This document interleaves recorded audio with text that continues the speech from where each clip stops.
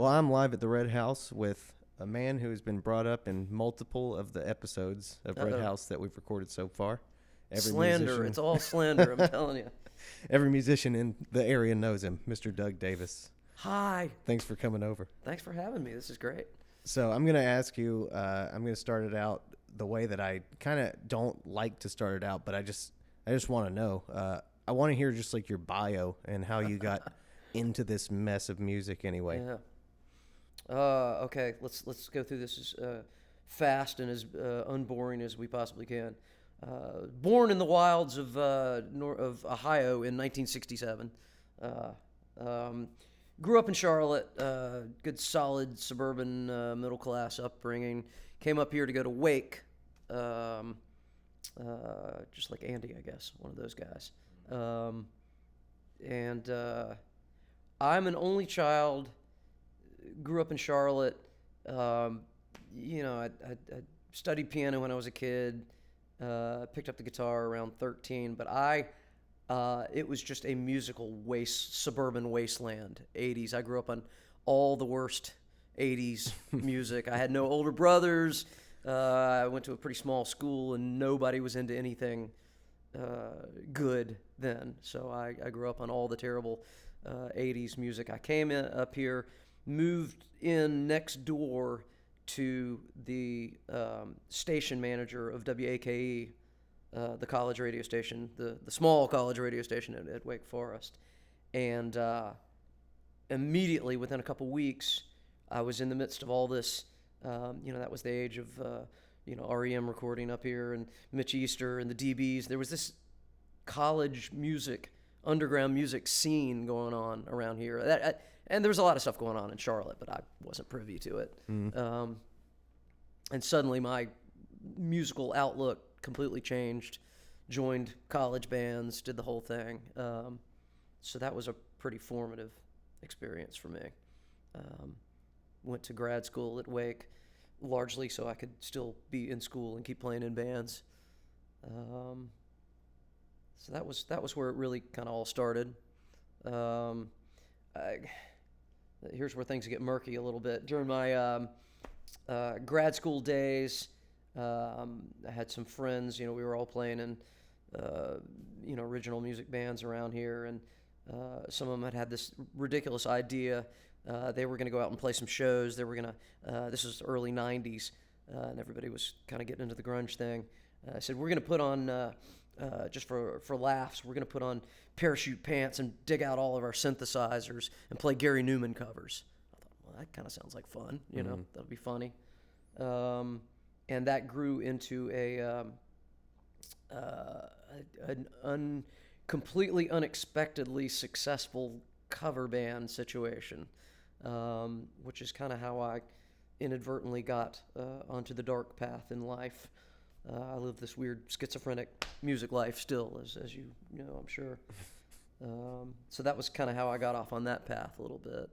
Moved to New York for about 5 years. Played music up there, had a little touring band up there. We were not a good band, but my bandmate had gotten the first digital workstation that I had ever encountered. Mm. So that was where we first got our first taste of Cakewalk and then Pro Tools and all that sort of thing.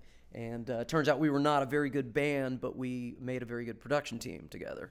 So that was where we started learning that. So started recording our friends' bands.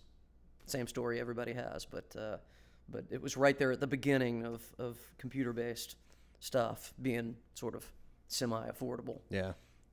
So did that for a while. We're still doing that now, but at a certain point, our friend John Fiffner, John? I'm not sure. We could talk for hours about John. John's great. John, now he does a lot of work with Mitch Easter over at the Fidelatorium, but he had a studio in Winston, and he was moving out of his studio. We were on the road, still in New York, and we were having to move out of our apartment. Anyway, it was just good time. He said, y'all want to come take over my studio? And I was dating a girl down here who's now my wife.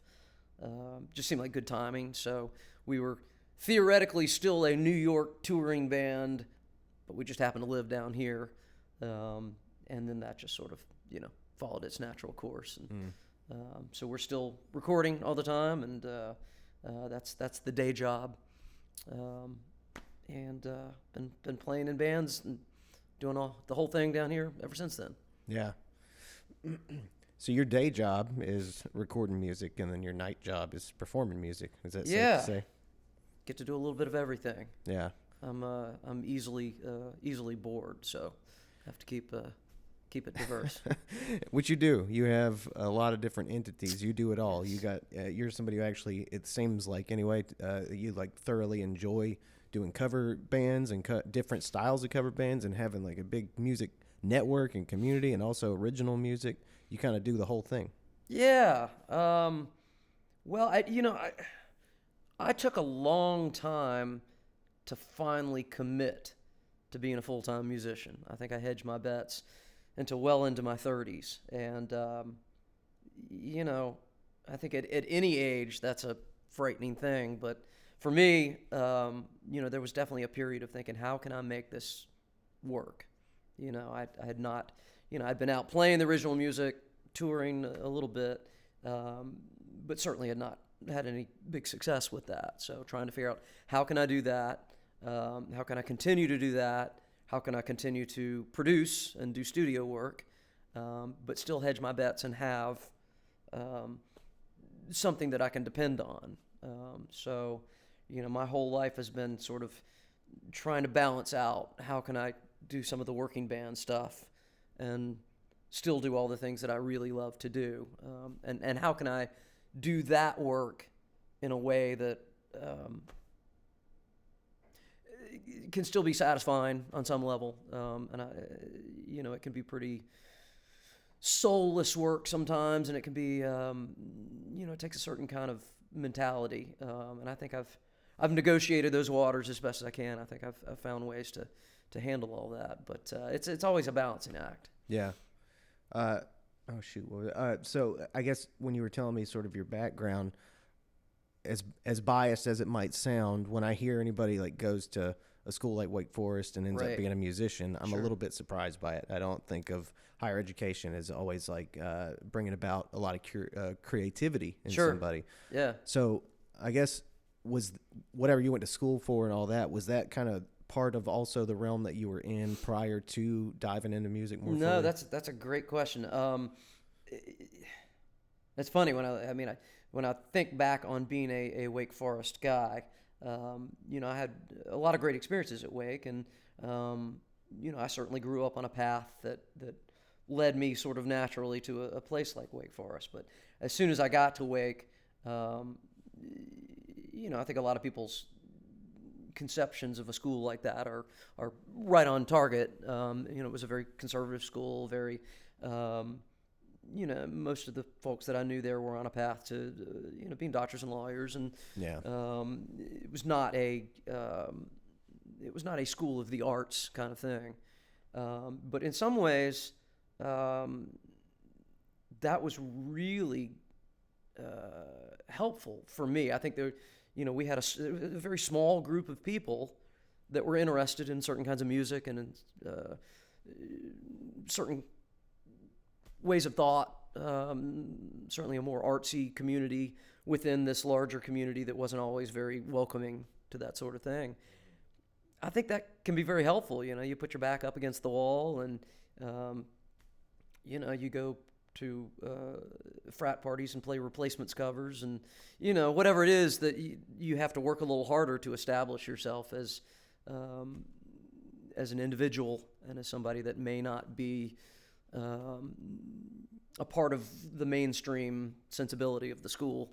Right. So the group of people that very close-knit group of friends in college, I think it was a very, very creative, smart, diverse group of people. I say diverse in the sense of the 80s, a very waspy school, but in terms of modes of thought, it was a very good time for me. I learned a lot, and really kind of came out of my suburban Charlotte shell a little bit. Yeah. And yeah, I mean that makes a lot of sense when you say it that way. And of course, I'm just like some Winston guy who has like this weird bias against Wake Forest for No, absolutely and listen, no I reason. get it. I totally get it. Yeah. But I've met a lot of great people from Well, from Wake Forest. yeah, I mean, the people that came out of Wake that had to choose a slightly more creative, more interesting path. I think there's some really amazing people that I know that came out of that. So I've known some weirdos that went to Wake Forest, like very interesting, cool people. You Yeah. know, it's of course when you're being cynical looking at it from the outside. Oh, that's a bummer. Facebook. When you're being cynical looking at it from from the outside and just wanting to be critical of it, it's one thing. But of course, and I also get to hear sometimes about all the musical geniuses and film geniuses that are connected to that school that are super artistic and creative. It's just a weird category I have them in my head as not a part of the arts, but like institutions like that are. Listen, as critical as you think you were, I mean, on the outside, we were the same way on the inside, definitely. We would look around at all the people around us and think, this is not me, this is not us, so, it's kind of like, I certainly didn't go into it with this attitude, but at a certain point it was, going into the lion's den and, like, okay, well, we're not going to be like that. We're going to forge our own identities and something different. So, yeah. But I still get that. Yeah. Well, okay, let's jump to this. My old buddy John Luce is in New York, and I don't know I don't really fully know very much at all about what his experience has been like up there as a musician. Yeah. But I guess I wouldn't mind hearing a little bit more about what you did up there. Yeah. Well, I was an English major at Wake, and so there was a part of me, and I got a master's in English, so there's a part of me that had intended to go up and get into publishing. And that was definitely a real intention, but it was also sort of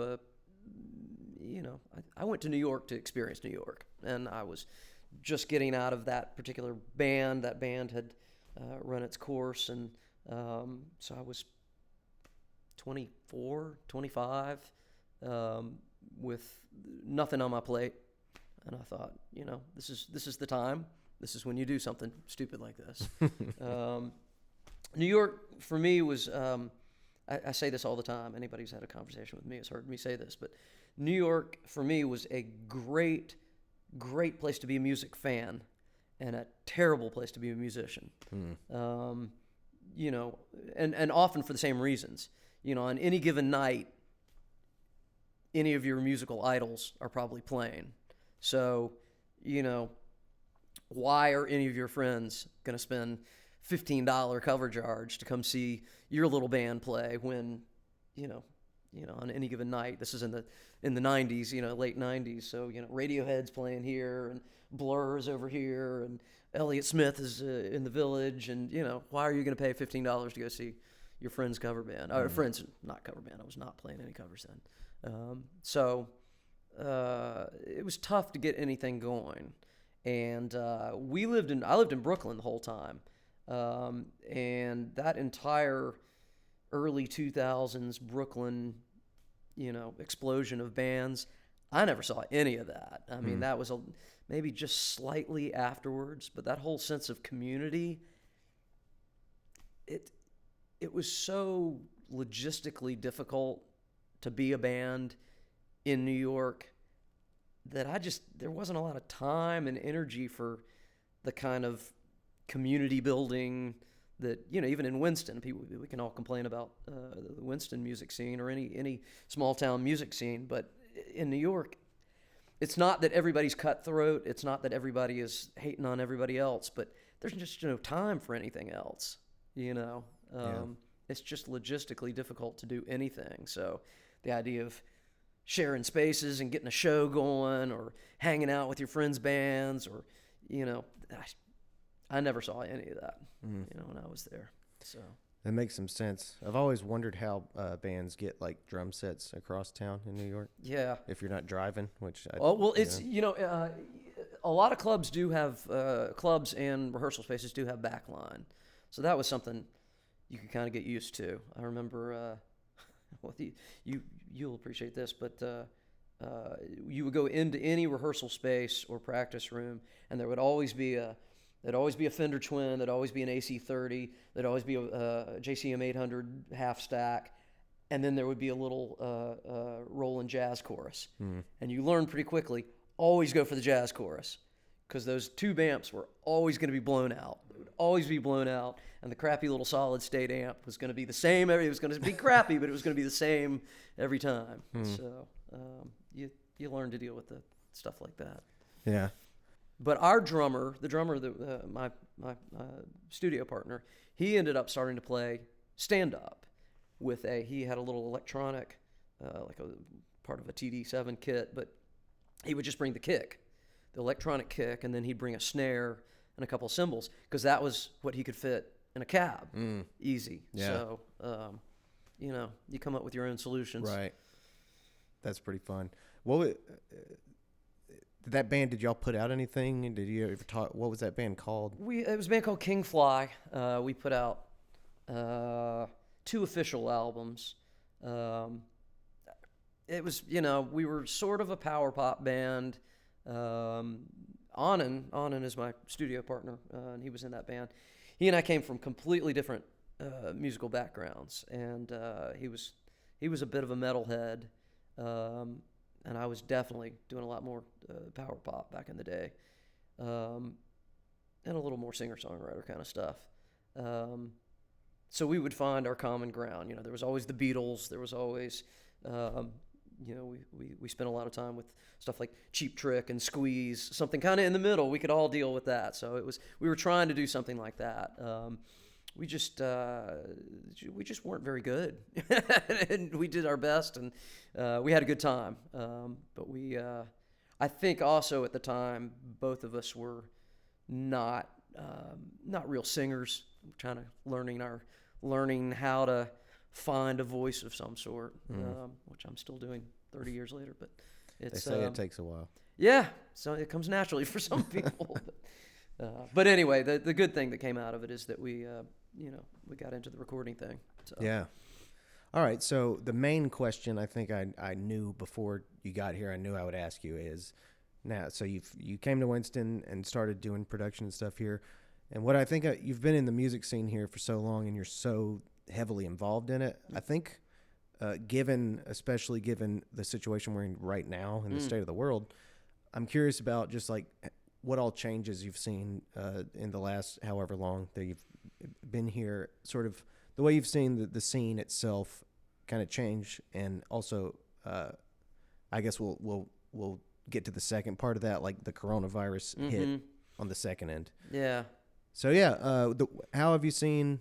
I guess we could just talk about what the scene was like when you first started working in Winston, in the Winston area, and then how it adjusted over time. Yeah, and I'm definitely so old that I've seen, been through a number of different iterations of that. So it's a little hard to process that on a continuum, but I can definitely speak to it in terms of different time periods. The 80s, late 80s, when I first got here, it was just an amazing time, really good. And we were obviously insulated by the whole Wake Forest thing, but I think as musicians, my little group of friends, we got out of that Wake bubble a lot more than other folks did. And so once we kind of all graduated, it was sort of a seamless movement out into the community a little bit. But there was so much going on.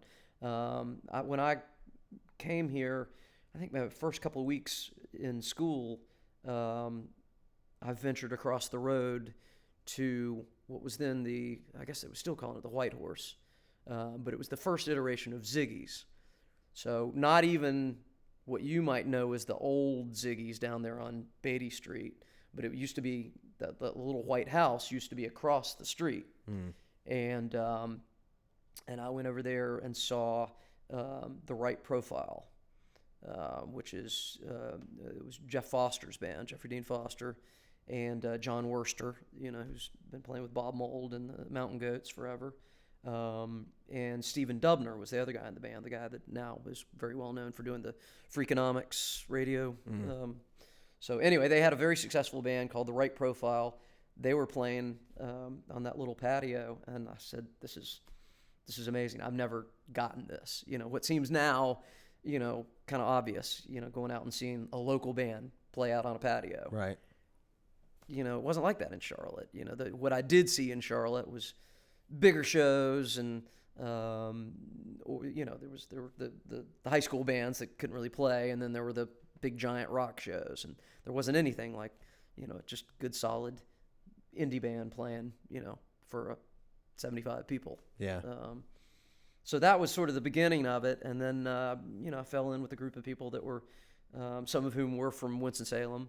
I was in a band for a number of years with Jonathan Milner, who got out of music. You might not know Jonathan because he's been out of the music scene for so long, but he and his wife Carrie are the Camino people. Oh, okay. Jonathan was a great front man. He was absolutely great. But more than a great front man, he was very tuned into the local scene. Big fan of Mitch Easter and the DBs and all that stuff that I didn't know anything about. And then he was the guy. We've all had the guy. I didn't have an older brother, so he was the guy that turned me on to Velvet Underground and Big Star and just all these classic iconic bands that I didn't know anything about at the time. So anyway, so there were guys like that. But there was quite a little scene of college bands, that whole Southern jangle pop thing in the 80s. That was totally new to me. And places like Ziggy's, and there were a couple other clubs around here that were having bands, and just went out and soaked up as much as we could and played as many gigs as we could. So that was a pretty exciting scene, late 80s, early 90s. A lot of these bands, are they original, or are they all... Oh, these are all original bands. All original I bands. mean, we'd all play some covers here and there, but these, yeah, definitely. Yeah. I don't really remember that many cover bands back then. There were bands that would come in and play the frat parties. Some guys that were probably way younger than me now that we all thought of as old guys coming in with Hawaiian shirts and playing ZZ Top covers and whatever it was. But that was kind of an anomaly. There were a bunch of young original bands, and that was the whole thing. That's interesting to hear. Oh yeah. I guess I've never really thought about it either, but I guess my dad was in, I think, like a top 40 band back in I don't know when, but I guess in some original bands around then too. But I don't really know when cover bands started to be like as much of a norm as original bands. Yeah, it's a good question, and there in a lot of ways I sort of divide my life between before New York and after New York. And when I came back from New York, that whole scene that I've now somehow found myself peripherally in for the last 20 years, I don't really remember anything like that before. I'm sure there was. There were clubs around here, usually had a Z in the name, Cruisers or Boomers or whatever they were, places that we knew were out there, and there were probably beach bands, but I didn't know anything about those places, so that definitely didn't have anything to do with. I think you're right. I think even as divided as things are now, there's still a lot more flow. Even people that are serious indie music people, they know where those bands are, and just because a lot of them are restaurant kind of things, you can find yourself moving back and forth. You see those bands, but back in the 80s, no, there was kind of a wall between all that. Yeah. Which was good, but it was a different scene. So either before New York or when you got back, there are a lot of venues, a lot of places to play in Winston. Yeah. Well, the funny thing is, that time period when I was doing the 80s thing, 92 to 95, I was on the road 5-6 days a week. So I was a little outside the scene at that point. So I can't speak to that time period. Leading right up to that, there was a great place called the Screaming Deacon here in town that actually got sued by Wake Forest and had to change the name. But that was like the perfect melding of the quintessential pizza parlor punk joint and a bigger indie club. And it was a great scene. A lot of the bands around here were heavily involved in that scene in the early 90s. And that was going on when I started hitting the road in 92 or so. So there was still a strong scene around places like that. From 95 on, I kind of missed that whole thing. 95 to 2001, people talk about a lot of great bands that were coming through here then, and I missed out on a lot of that. And that was, making sure I'm getting the story straight, was that when you were in New York? That was New York for me, 95 to 2001. 2001, okay. So 2001, you come back, and you say that you still kind of considered yourself in a New York touring band. Now, did that mean that at the time you intended on doing your shows in the New York area? Well, we were kind of, yeah, but we were also sort of intending to kind of, we had played down here before. Moving down here would allow us to kind of, expand the base a little bit. We weren't doing a whole lot of serious touring. Yeah. But for a New York band, we kind of were. That's kind of a funny thing. New York is such a transportation nightmare that lots and lots of New York bands never play outside of New York. I remember when that whole explosion of all those Williamsburg bands in the 2000s, hearing a lot of interviews with, the Next Strokes, about all these bands, and they're like, well, so what have you been doing? Where have you been playing? New York. Like, these bands that you were hearing about, they never actually played a gig outside of New York. So, any touring is, a little bit of an anomaly from New York. Yeah, that is, I can't even wrap my head around it. But yeah, that makes sense. And so I guess when you came down here, you're thinking of maybe trying to do more of the East Coast up and down a little bit. Yeah. So at that point, did you start with doing a lot of the East Coast, or did you start kind of fizzled out at that point? Gotcha. Yeah. Primarily because we were actually starting to do a lot more production stuff at that time. Once you get into production stuff, that really it can be a job for real. And it was really exciting because we had been in a very small, we were actually in what was a pretty big apartment for Brooklyn, but still pretty small real estate. And when we came down and took over John Fiftner's studio, which is actually coincidentally 4 doors down from where I live now. It was a whole giant house. Right. It was like, wow, we can do anything here. This is amazing. Drums and everything. So 2 sets of drums. Yeah. But I have to say, you talk about scenes. When I was in New York, the thing I've left out about wanting to come back down here, I was dating Molly, my wife now. Molly worked with the downtown Winston-Salem folks, or what that was at the time. There were 4 people who were just starting to head up sort of the downtown revitalization that's been going on for a long time, and put on events and some of these things that seem like old hat now, the Live at 5 and things like that. Those were just starting to get going, and the people that were doing that it was Molly, Richard Emmett, Brian Cole, and John Bumgarner, and there were some other great folks that came through, but those 4 were the main ones. At that time, Richard was hosting some smaller shows, and he had just started talking about this new space down on Trade Street that he was going to open up, and they put on one of the biggest things they did. I don't know if you ever heard about this. A lot of people don't know about this. They put on a big festival called the Pop Festival. And this is 2001. This is when I'm thinking about coming back. And I flew down here to see Molly and to go to this thing. And they had Downtown Winston, Mavis Staples, Alejandra Escovedo, Freddie Johnston. It just went on and on. All these amazing people right here in Winston. I come down here, I see Richard's new space that he's got over here, and we're going to have all these Americana acts. It's going to be great. I couldn't believe what was happening in Winston. And all this stuff was just getting off the ground. And I thought, man, I want to be a part of this scene, So that was definitely something else that was in my mind. And I was absolutely not disappointed, All the things that those guys did. I worked at the Garage. I tended bar for a while when I was first back here. And it was family. It was great. And, all these, every week it was Hayes Carl or, just all these great singer-songwriters coming in every week. And it was just an amazing scene. Mm-hmm. So that was a very exciting time to be back, I coming back to didn't. Winston. Yeah, I didn't know about that festival. That's pretty impressive to hear about. So okay, so you came back. It sounds like just as what I hear about as maybe the heyday that was a Yeah, little before my time yeah, was blooming and was starting to come into existence. yeah. So when did you start?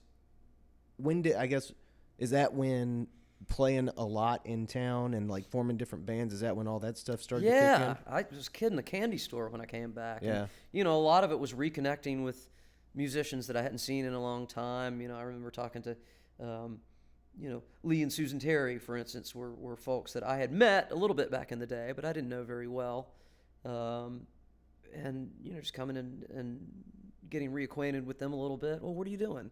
Well, I'm thinking about starting a band and, just different people. And there were so many exciting people that I wanted to play music with. And so I just kind of wanted to, I had a lot of energy then. And I just um, really wanted to get the new life started, down here. Yeah. And, I had a couple ideas in my pocket. In New York, there was a thing that we used to go see called the Losers Lounge. And what they would do, tell me if this sounds familiar, they had sort of a core house band, and then all their friends would come in and they'd sing. They'd pick an artist or a topic, and they'd put on this show. And it was just fun. It was a networking thing. They always said, and this is the way I always thought of it, and you'll laugh at this now knowing how my life turned out, but it was sort of a cover band project for people who hated cover bands. It was just a chance for everybody to kind of get together and probably badly play some iconic music and play it very tongue-in-cheek. And so anyway, that became the Vagabond Saints, and that was just another way of sort of just jump-starting my angle, my little corner of the bigger community, Yeah.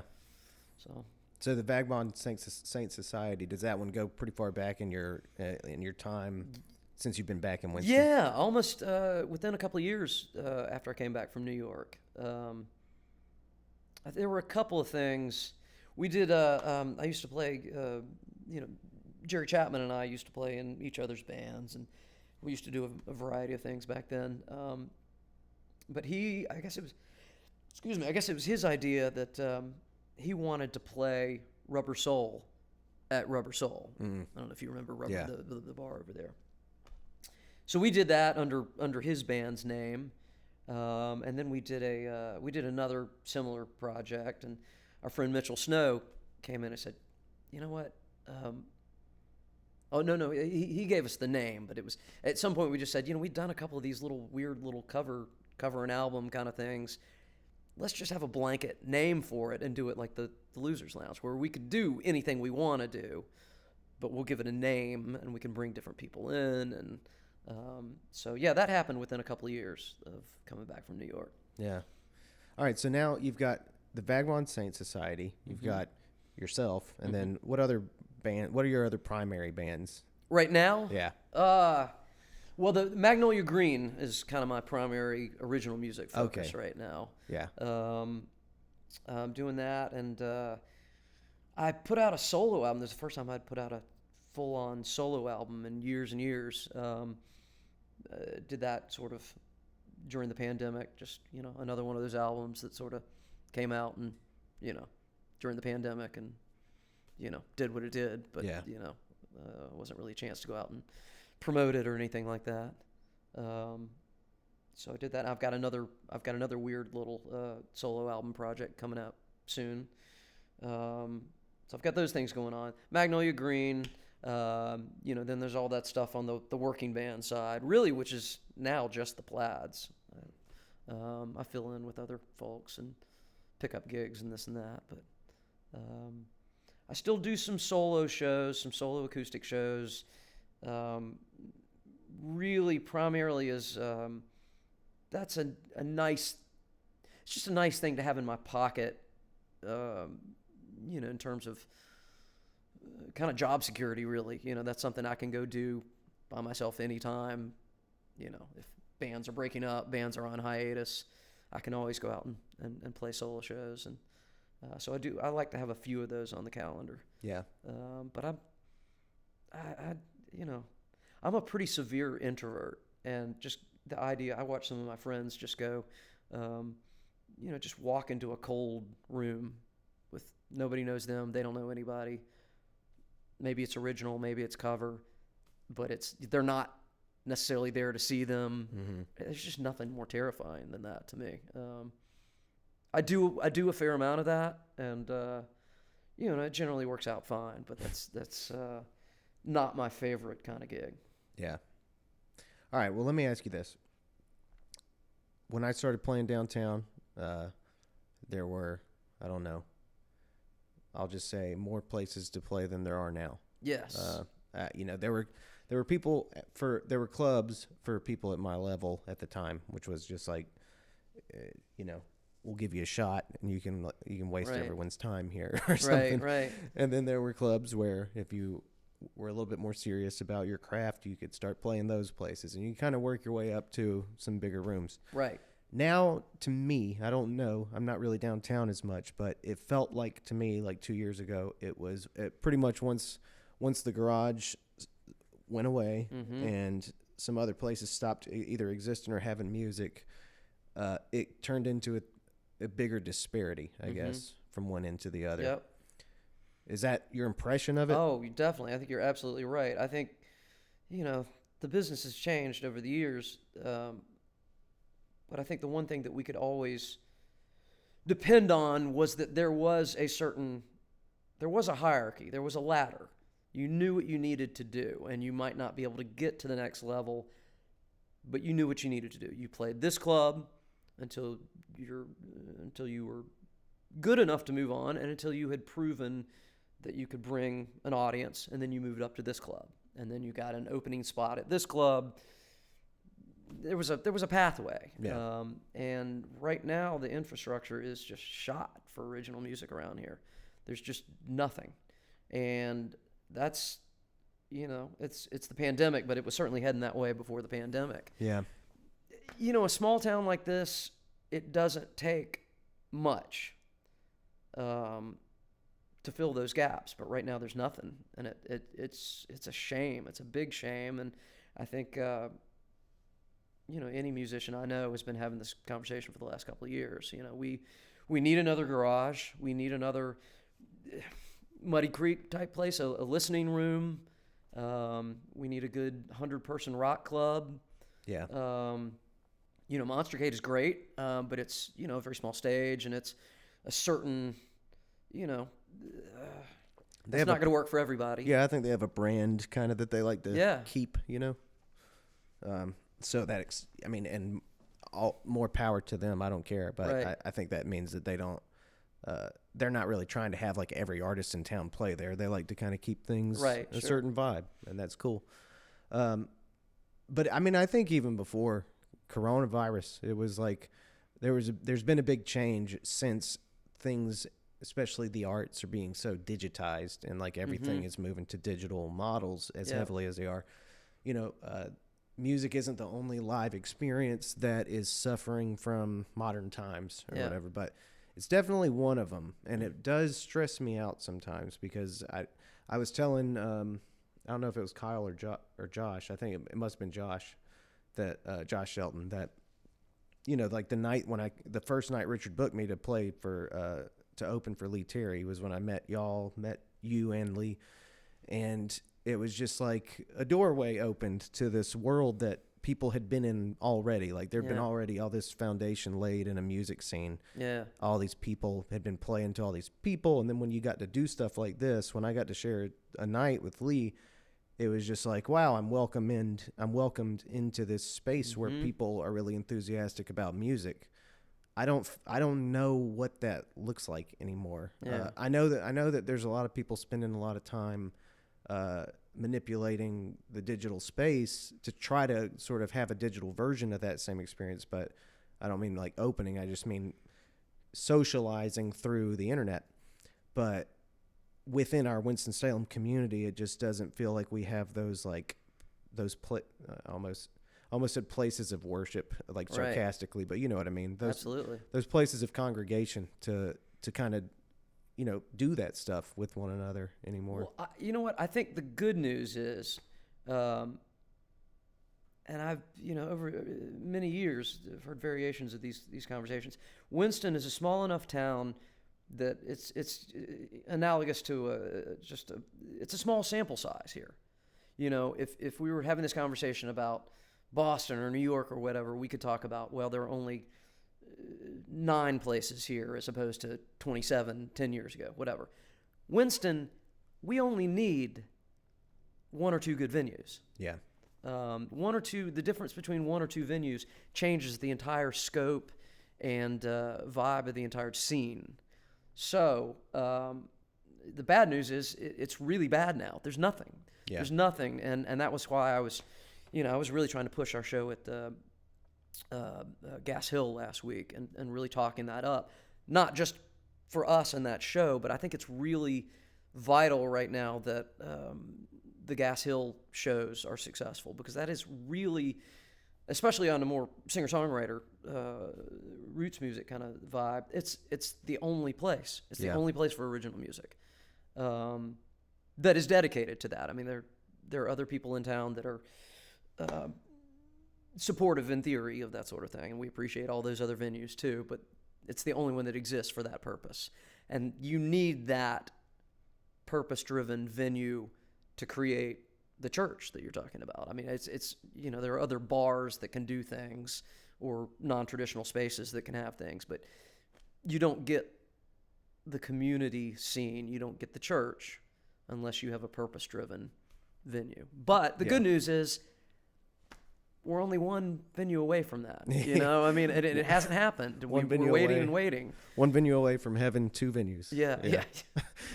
Yeah, but I mean, I think that, Gas Hill is always going to be a half venue. Yeah. Just because, I've talked about this with Richard and Andy. I mean, it's a wonderful room and it's great.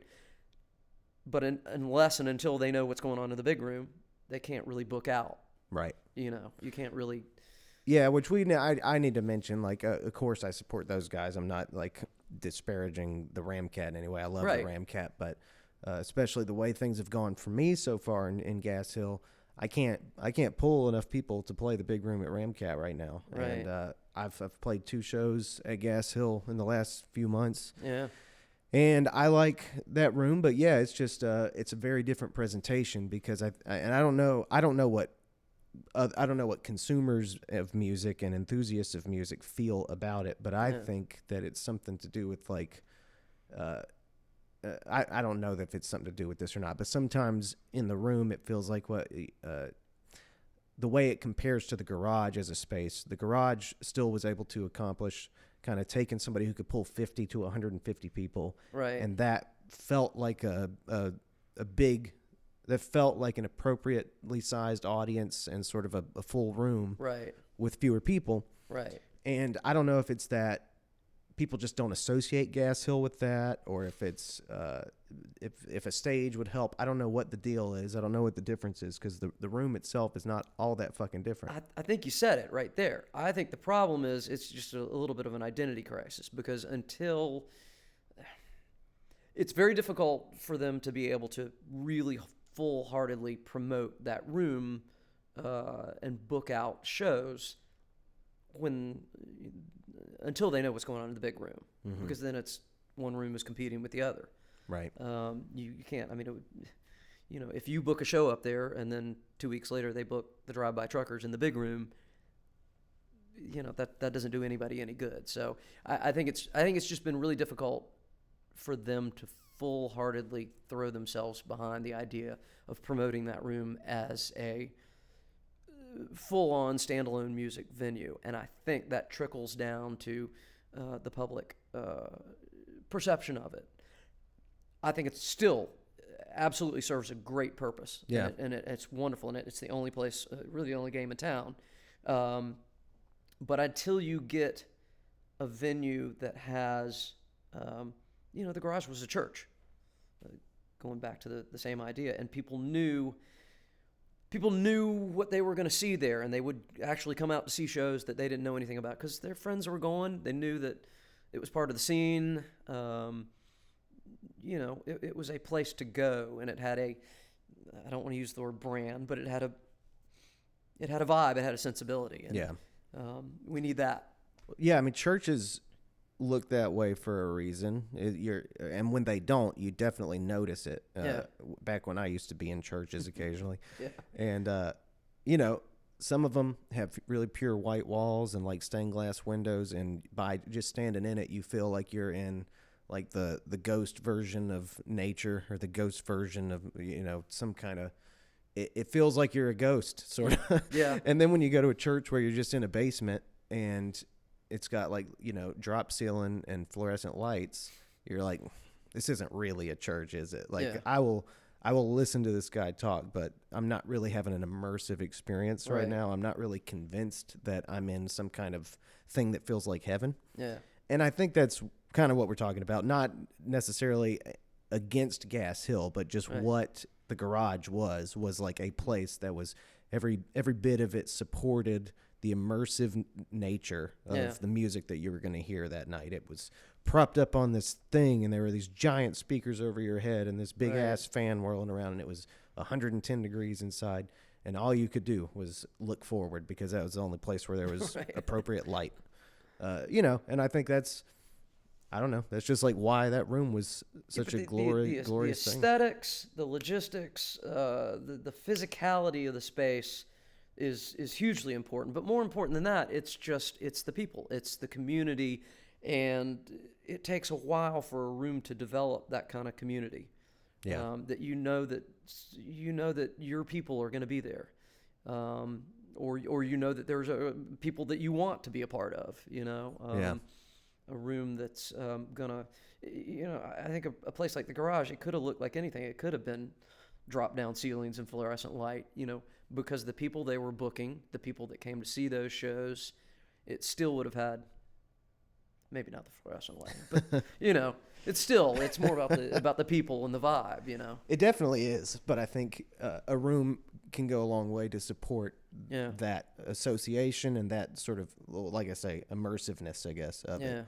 The belief in it. Because, I mean, that's kind of what it is. It's kind of like being obsessed with going to see live music is kind of an experience sort of like that. Like it can be a bit of a conviction, you know, something that you do. I mean, that's what people go to church every weekend too. Like, it's something that people used to do every weekend. But so anyway, as we talk about this, I know that we're not going to come to some conclusion about the impact of the internet and what it means about live music right now, but I think we'd be remiss to not just acknowledge that as still a part of the issue as well. It's not just like, well, the garage closed and then like Winston-Salem changed for everyone. It was like, you know, Spotify also happened within that same amount of time. Like people's numbers of streams started skyrocketing compared to album sales. Like the whole landscape of music changed, and I still wonder if the problem at hand is not the other way around. You know, it's like I wonder sometimes if it's that we don't have as many venues because there's just not as much of a physical demand for music because we're so capable of immersing ourselves with it constantly because we have our phone on us constantly, and that's where we experience music at. Absolutely. Oh, I think that's absolutely true. But there are, I think, other mitigating factors that are have been happening in our culture and economy in a while, and you know, real estate values in a mid-sized city like this. That you know, that has an impact on that. I mean, it used to be at least relatively affordable for a young entrepreneur to get a space and to do something with it. And that's, you know, it's not quite the same way anymore. You know, it's the same story. When I moved to New York, you know, everybody was still talking about the, you know, late 70s and 80s when you could, you know, all these places were downtown and you could, you know, musicians and artists could afford to live downtown, and they all got together and they created scenes and they created things that happened.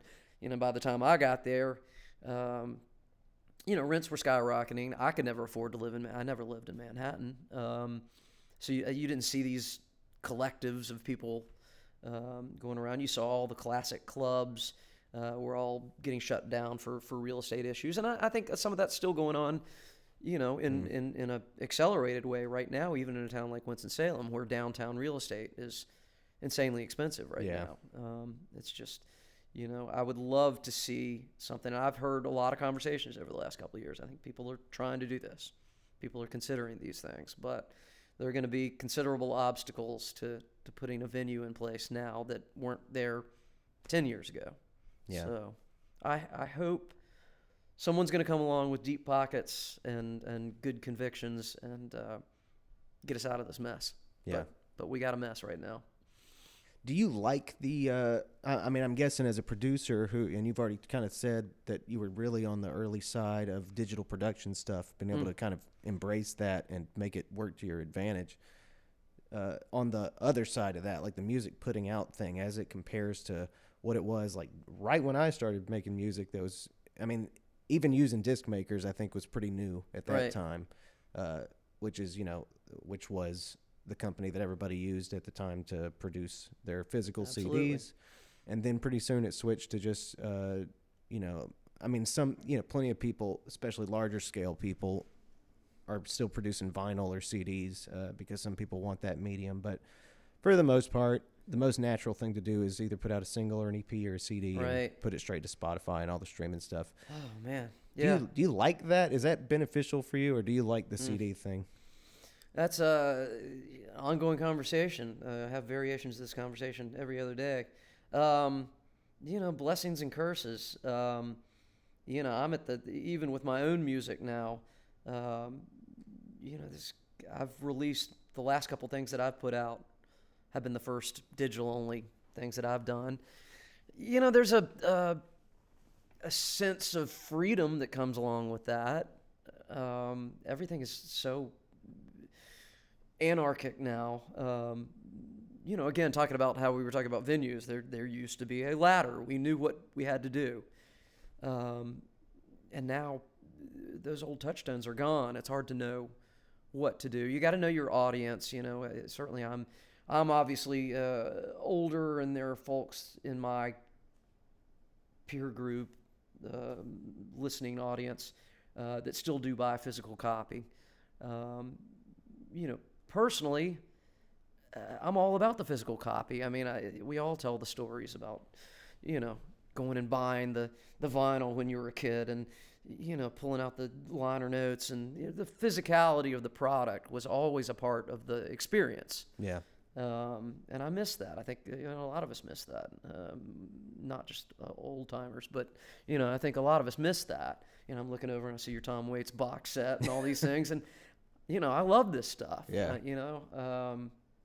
I did an album recently with a local artist named Tony Dagnall, and he is a guy. It's a long story. We won't get all into that, but he had his dreams deferred for a long time to put out a significant project. And I knew that he was planning on, he had high hopes for physical output and how he was going to do it. But when I finally saw the album that we had been working on for a couple of years, and he did a dual gatefold album with inserts and booklets, and it was an unbelievable work of art, and it was definitely the most advanced physical product of any of my studio clients anybody's ever done. And I was so proud of that. I had nothing to do with the packaging, nothing to do with that. But when and I was immensely proud of the music. But seeing that product for the first time, wow, it just really made me feel part of something even bigger than all the hard work that we had put into it before. And I think that's something that's lost in the straight to Spotify age. And that's not a controversial thought. I think we all would like to be able to go back to that sort of thing. But, that's expensive. Anybody can do a digital only release now. We could go over here, see that gear sitting over there. You and I can make a song in 5 minutes and have it on Spotify, by tonight. That's kind of awesome, So we're just kind of living in another world in between, and I do feel that sometimes it lends an ethereal aspect to the whole project that sort of undercuts the idea of commitment, artistic commitment. You know, I think as artists, we all love the idea of freedom and being able to move back and forth and working quickly and, you know, off the cuff. That sort of innovation is exciting. But I think, you know, we're all craftspeople too. And, you know, when you think about the time and effort that most of us put into a project, then to just sort of click a switch and send it off into the ether is just, it's a little disconcerting sometimes. Yeah, it is.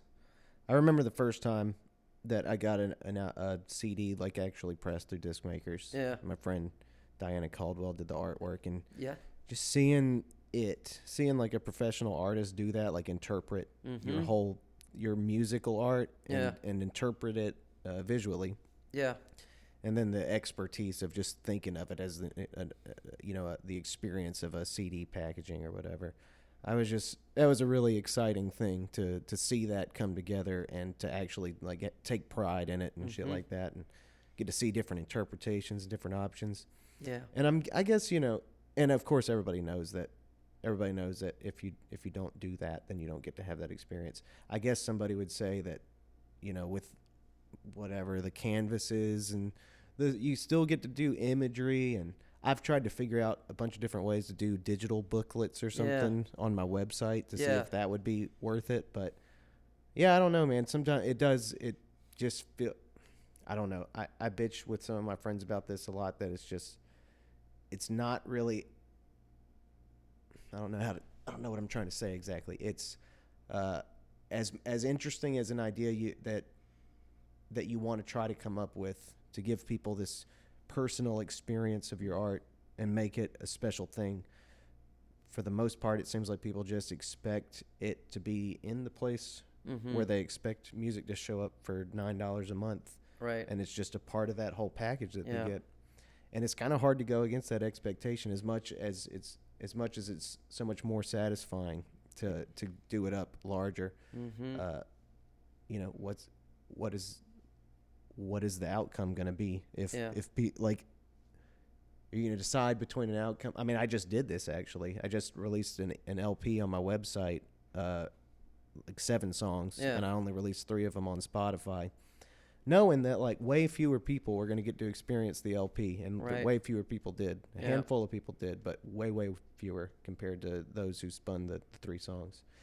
And that's like a bummer. I wish that more people could have got to hear the 7 songs, but that was just an experiment. I wanted to see what would happen, you know. Totally with you, and I think you used a good word there, larger. I think packaging, artwork, all the things that we used to take for granted being associated with a musical project, these are all ways of enlarging whatever the piece of art is, and I think without those things, it is diminished a little bit. But what I would say, one of the positive experiences I think over the past 5-10 years is, and you've been involved in this as well, is the return.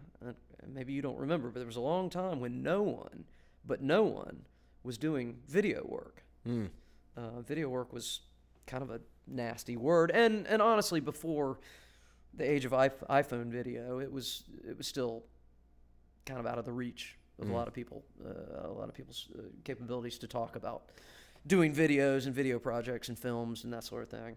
But a lot of people, the 2 of us definitely, have been kind of coming back to that a little bit. And I think that's just, for some people, that's a little sideshow, something to help sell some records, something, you know, nobody wants to listen to music on YouTube, but if there's a video associated with it, you know, I hate when people just give me audio now, and then I'm like, well, how am I going to, how can I can't post this on social media. Stare at this all day? Lyrics, videos, or psycho? whatever, right? Yeah. But I think videos have become a new viable way of enlarging projects again.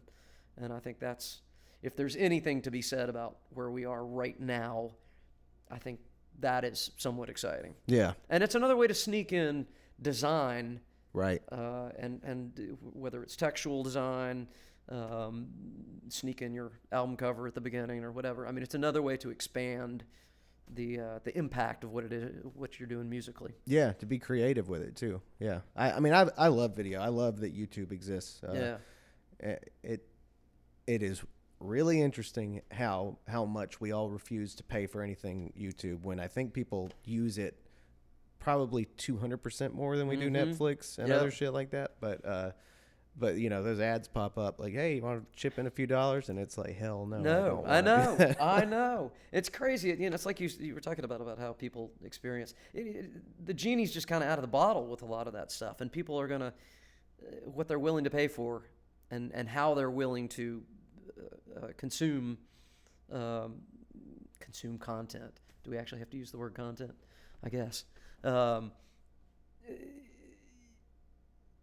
It's gonna follow the market. It really will follow the market. We can tell everybody to go to Bandcamp Friday all day long, and some will, but right. You know, to me, it's like the same conversation with vinyl.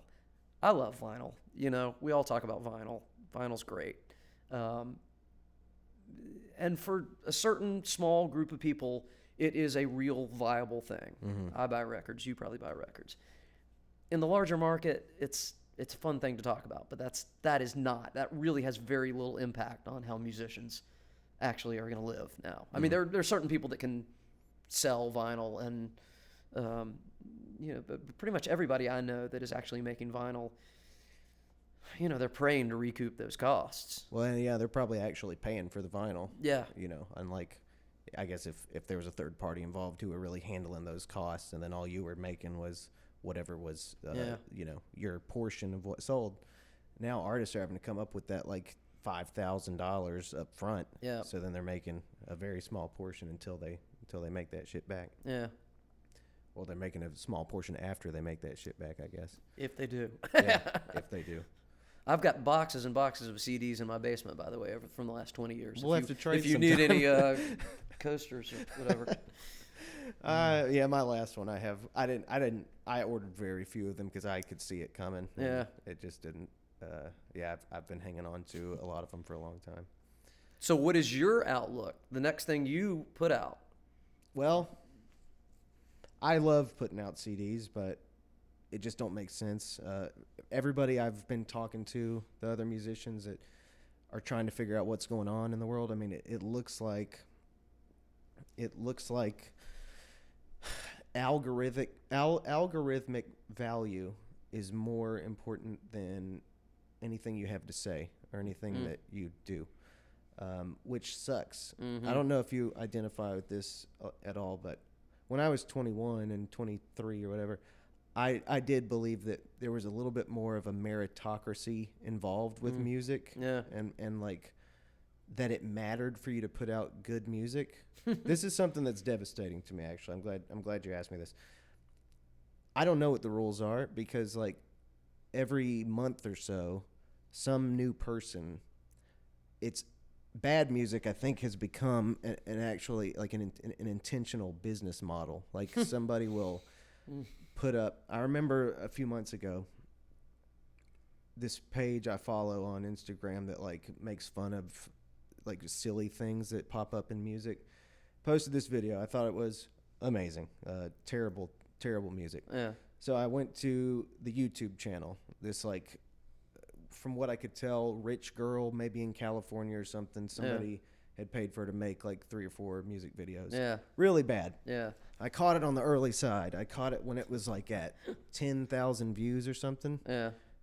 Her Instagram, I think, was at like 400 or 600, like very low numbers. Yeah. I watched it over the course of 2 more days, and I watched the views go up like way past the hundreds of thousands, and her Instagram following just get bigger and bigger. And it was all people, you know, it was all a big joke. It was all people knowing that this was like a terrible song that was horrible, and like everybody's in on the joke. And she kind of, I don't know if she was in on it or not, but she kept like being like, oh, I'm so happy that the song is getting all these views. At a certain point, it doesn't even matter what the intention was. Yeah. And I can't I can't sign up for that. I can't Yeah. sign up to participate in something where like stuff that is shocking or hilarious or cringy. Yeah. Like these things are what work algorithmically, Yeah. but somebody's attempt to make something creative and quality doesn't in the algorithm. So I don't know, man. I don't know what the hell to do. I think that's why right now my focus is more on my community and like trying to think about what it would take for Winston-Salem to have a strong music scene and talking to people like you about that and other artists. That's honestly all I know to do is to think about my immediate community more than like the international music consumer industry. Right. I'm still gonna put shit out, and I'm gonna like try to put out the best shit I can, but and I'm not gonna. I can't afford for it to cost me a ton, so I can't afford to put out vinyl or CDs right now. So I will put out shit digitally, but as far as who I'm gonna market to, I just don't think I see myself being somebody who's gonna strive to get, you know, hundreds of thousands of streams within my first week of putting something out if I have to do it that way, and if I don't have the budget to make the fucking music videos that like and these guys are amazing, but if I don't have the budget to make music videos like fucking Kendrick Lamar or Travis Scott or different people like that, which I don't, then I might just have to accept that like I've got a bit of an uphill battle on my hands for a long time, maybe till I die. Well, that's the best I can tell you, Doug. Let this old guy tell you, it's possible to live that way and have a satisfying life. Yeah. Listen. I think the great story of my life musically is that I have been lucky enough to be able to almost always do exactly what I want, but never ever have had the success that makes me have to worry about any of these things. The marketing, I especially with my studio clients, I pay attention to the market. I pay attention to, what an artist has to do these days. But I just can't get too worked up about it. Yeah. And when you talk about, your intention as an artist, how much you care, how much work you're going to put into it, that's just never been on the table for me. I'm always going to do what I'm going to do. Yeah. And I think it makes me sad when I see some younger artists these days so focused on algorithms and just the market of the internet that they are making musical decisions. Yeah. Based on that. And I see that all the time. 100% agree with that. I think I said that to Shelton too. Now these platforms have become so important to everyone, especially like, I don't know, people who, well, in an industry like music where that's how you market things and the old ways are kind of different. There's a real temptation to make things that specifically just appeal to people because of those platforms. Right. Like because they will be viral, or not viral, but because there'll be good support for some kind of TikTok you want to make, or there'll be it'll be a really aesthetically pleasing Instagram thing, and it'll appeal to people of this demographic. Like you can be real fucking scientific about it if you want to, but that's not my goal. My goal has been to continue to write songs for the reasons that I always have, which has kind of been to investigate my own mind and stuff. And there is a weird line there because I do still make stuff public, you know. Mm-hmm. I'm still doing something that's visible. But I like to think that I do it for the sake of putting out good art rather than for generating a lot of, like social media activity kind of thing. I think those two, because anyway, last word on this, because I think I jumped in the middle of a thought you were having, but I think like the social media thing, that's kind of an immediate dopamine thing as far as I understand it. I think there's like a real neurological thing going on there, whereas I don't think that's the same as when you put out a piece of music that took you a year to produce or whatever. It's not exactly a real quick hit. Yeah, no, or a hit at all sometimes. But I don't know. I feel lucky enough that my complete lack of success with original music has allowed me to continue to never think about those things. That's like when Tom Waits got inducted to the Rock and Roll Hall of Fame. Did you see that? Yeah. He said He said they say I'm hard to work with and I never had a hit, and they say it like it's a bad thing. Yes, exactly.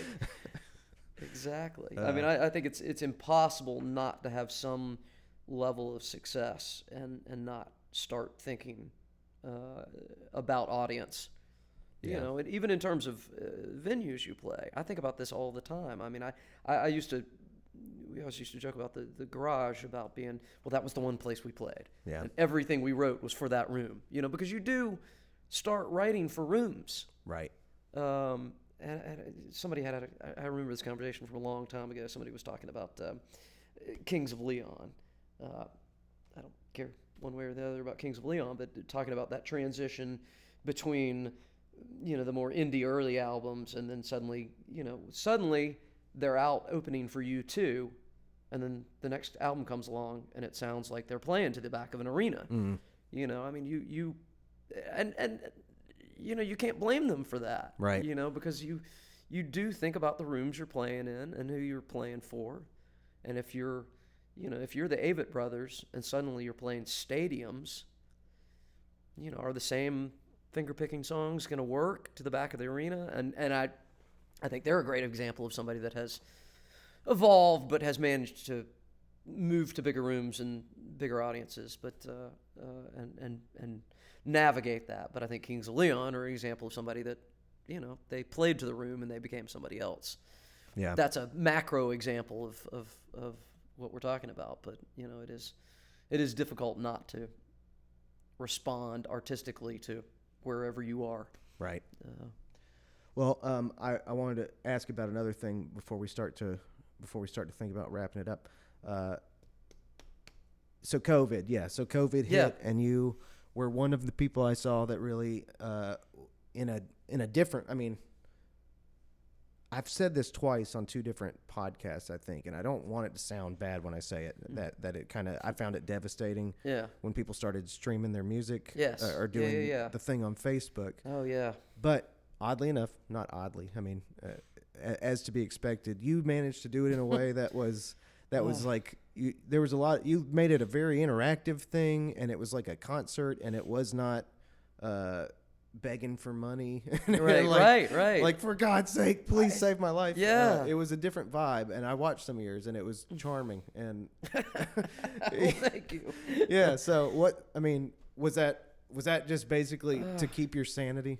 I was like many of us. I was very, very ambivalent about all that, and you know, I think you and I had talked previously about the impact of quality and quality control on that sort of thing, and I think we all sort of suffered and found our own paths over the past year. You know, some people really dove into new technology and you know, set up their multicams and, you know, moved their studio interfaces into the living room and really did something slick. But I'm kind of like you on that. I thought even the best of those, you know, it just left you wanting most of the time. Yeah. I mean, I love that idea. I remember, I'm not going to mention this guy's name because controversy these days, but a musician that I used to admire a lot was kind of at the forefront of that. I used to think, oh my God, this guy is just live streaming from his living room. This is amazing. And then I never watched it, you know, watched it, tune in every once in a while, but it's the quality. Sadly, I think we've gotten to a point now, culturally, where we expect and demand that everything is making all the use of all the technology. And I think we've lost a little bit of the ability to appreciate something that's more raw. And I think the live stream kind of thing was the worst of that, because it wasn't raw in the sense of sitting in a room without an amp. Right. That's one thing. This was so much more diminished than that. You know, poor sound quality, you know, fluorescent lighting, whatever. So I didn't really want to get into all that. I thought it was kind of fun. I enjoyed some of the multi-tracking videos that people were making. Some of those were really fun, and we did a couple of those with Vagabond Saints, and I was really proud of the way they turned out. But the living room things, and there definitely was a lot of the sense that the gimme money kind of thing. Mm-hmm. Made it feel like a very badly produced telethon most of the time. And that's fine. I mean, you couldn't blame your friends for doing that. No, not at all. No, I feel for him.